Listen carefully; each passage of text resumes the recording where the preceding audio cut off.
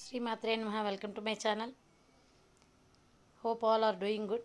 బాగా ప్రిపేర్ అవుతున్నారు. ప్రిపేర్ అవ్వండి. 20 డేస్ టైం స్పెండ్ చేసుకుంటే మంచి స్కోరు, మీరు ఎక్స్పెక్ట్ చేసినటువంటి స్కోరు రీచ్ అయ్యేటువంటి ఛాన్సెస్ 100% ఉంటాయి. కాబట్టి బాగా ప్రిపేర్ అవ్వండి.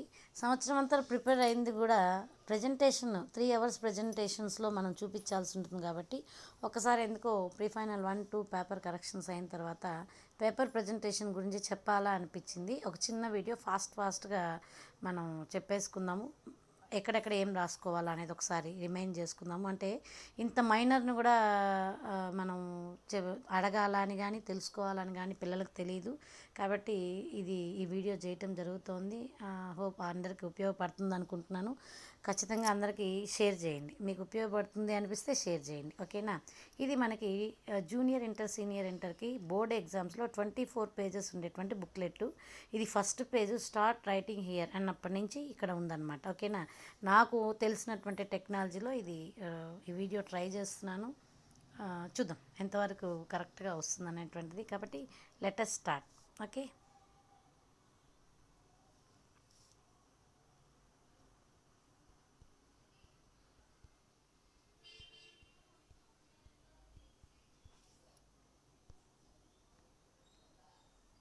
ఇది ఫస్ట్ పేజ్లో Roman number, question number, answer, second question answer, third question answer ఇక్కడ నేను వేసిన అనమాట.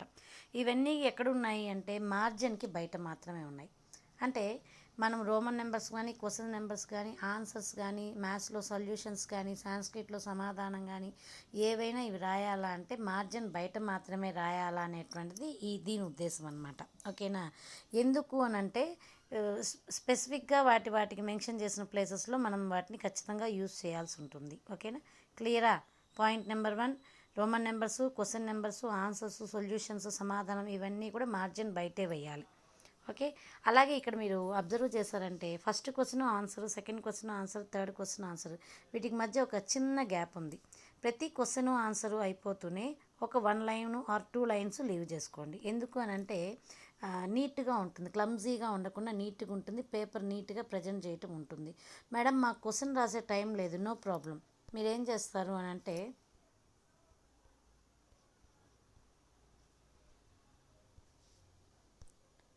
క్వశ్చన్ రాసే టైం లేదు అన్నప్పుడు 1A 2A Roman number item 1A 2A 3A అట్లా రాసేసుకుంటే సరిపోతుంది. ఓకేనా. నెక్స్ట్ సరే, ఇది ఇలా ఉంటే మరి రోమన్ మార్జిన్ లోపల ఏం వేసుకోవాలి మేడం? మార్జిన్ లోపల ఏం వేసుకోవాలో ఒకసారి చూద్దాం.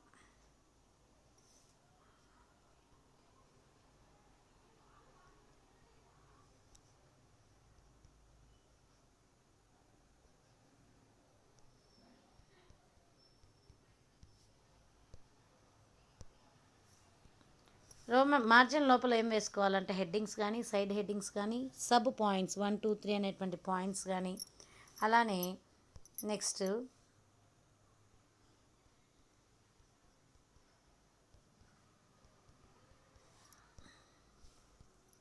ఇంగ్లీష్లో సబ్ పాయింట్స్ ఉంటాయి 1, 2, 3 అని, ఇట్లాంటివి కానీ మనం మార్జిన్ లోపల వేసుకోవాల్సి ఉంటుంది.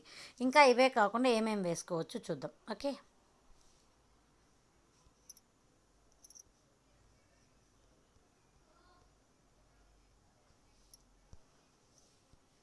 సైన్స్లో వచ్చేటువంటి డిఫరెన్స్ టేబుల్ వేసుకోవచ్చు. దాంట్లో పాయింట్స్ 1, 2, 3 అట్లా రాసుకోవచ్చు. ఇదొకటి. నెక్స్ట్ ఇంకేం వేసుకోవచ్చు చూద్దాం.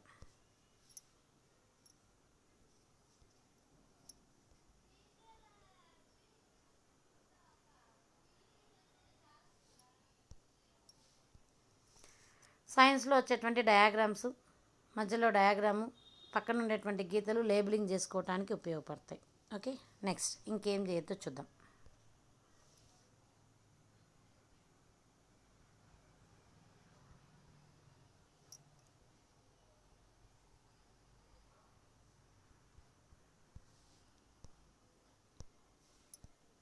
ఇదేంటి అంటే రోమన్ నెంబర్ 1, 2, 3 ఆన్సర్స్ మధ్యలో 2 స్మాల్ లైన్స్ డ్రా చేశాను. అగైన్ రోమన్ నెంబర్ 2, 1, 2 అని రాశాను. ఇదేంటి అని అంటే ఒక రోమన్ అయిపోతూనే 2 లైన్స్ డ్రా చేస్తే ఆ రోమన్ కంప్లీట్ అయిపోయినట్టు, అంటే క్లియర్గా ఉంటుందన్నమాట. నెక్స్ట్ సెకండ్ రోమన్ స్టార్ట్ చేసుకోవచ్చు. ఈ విధంగా మనం పేపర్ ప్రజెంటేషన్కి నీట్గా వాటికి ఇచ్చినటువంటి స్పేస్ని అవి వాడుతూ మనం ఉపయోగించుకోవటం వల్ల మంచి మార్క్స్ వచ్చేటువంటి ఛాన్సెస్ ఉంటాయి.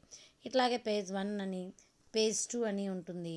వాటిల్లో మీరు నీట్గా మీరు ఏమేమి ప్రజెంట్ చేయాలనుకున్నారో అవి ప్రజెంట్ చేసుకోవచ్చు.